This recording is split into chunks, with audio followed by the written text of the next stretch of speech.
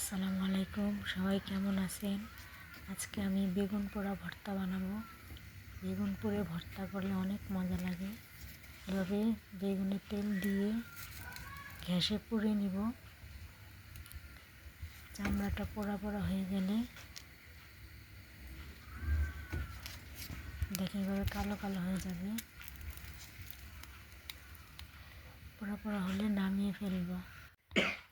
একটা বাটিতে শুকনো মরিচ, পেঁয়াজ, ধনিয়া পাতা, লবণ দিয়ে ভালো করে মেখে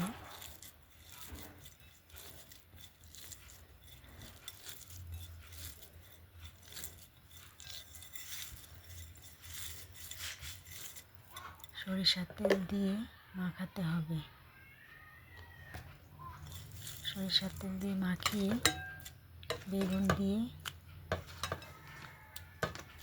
মাখাতে হবে।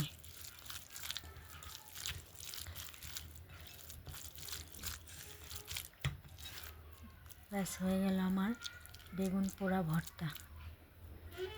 অনেক মজা হয়েছে, আপনারা বানিয়ে খাবেন।